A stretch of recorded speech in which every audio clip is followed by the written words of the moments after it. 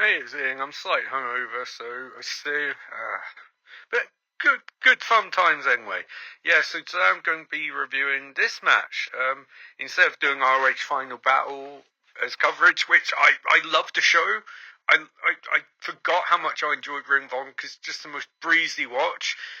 It's like New Japan's very similar, where a lot of New Japan shows are watched in a sort of casual way, I guess, because it's just so lovely to have on one in background and two, you can pop in out of it, you can focus on what you want to focus on, but the aesthetics are just like, it's proper wrestling.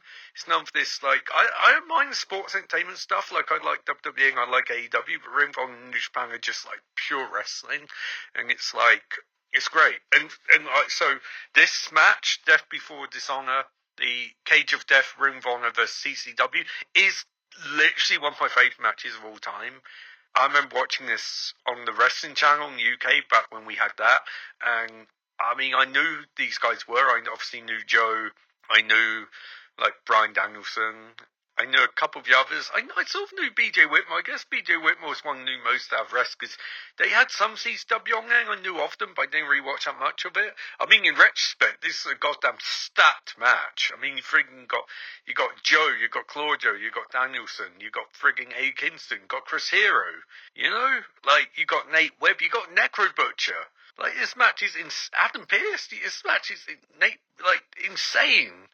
It's really mad. Homicide, no less. Homicide was, I wish I'd got more of a chance in some of the other promotions. I mean, he sort of did have some stuff in TNA, but he never really pushed him up because as a singles guy, because they probably thought he's too small, but it's sort of like, but he's awesome. Like this match, he's the destroyer of universes. And I think one thing I really like about this match is it's just chaos. It's hard to describe because WWE would do a lot of like Falls Count Anywhere War Games style matches, and it's sort of like manufactured chaos where it's sort of like it's very like clean surface level. And it's not that it's bad.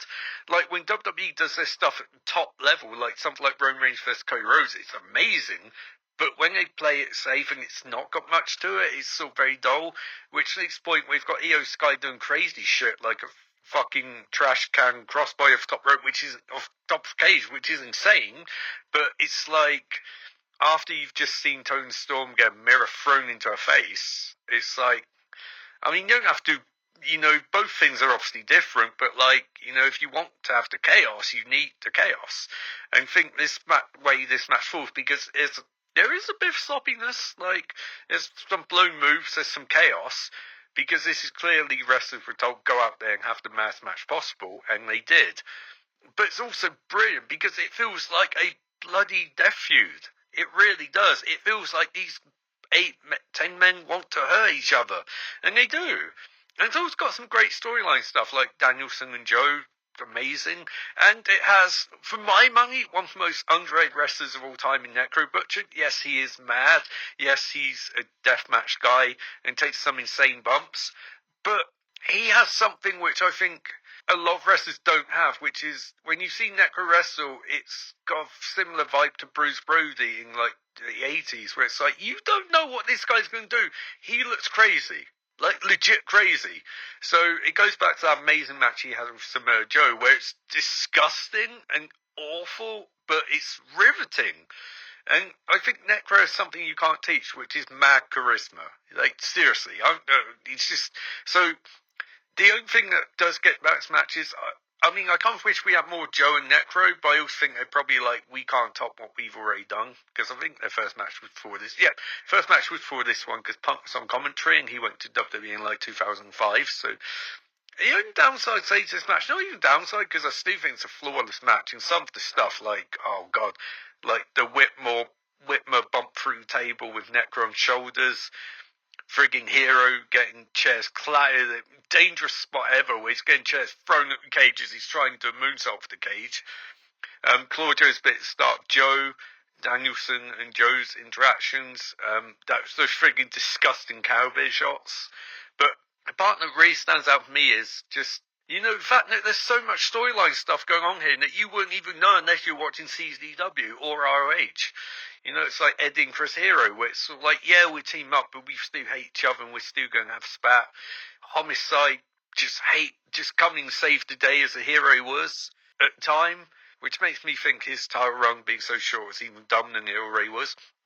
The only downside, again, if I find one downside, isn't it, like, I mean, if you could have had, like, purely from a Star Pass standpoint, if you could have had, like, Danielson, Daniels, Joe, AJ, Homicide, I guess maybe Loki, like the proper, like, OG Ring Von guys, like, maybe that would have worked better. But then I'm thinking, would it? Because it's kind of like, in fact, you've got some guys they were trying to build up, like Whitmer, for example, and Ace Steel and Ann Pierce. It gave them more credibility than they have. And also, I think WWE found this with their last War Games match, where it's like, if you have a star-stacked one, it's sort of like, well, but, like, who's going to be the guy who takes the beatings? Because, like, you need that guy. And you just wind up having come up with some bullshit finish. Whereas this one's not a bullshit finish.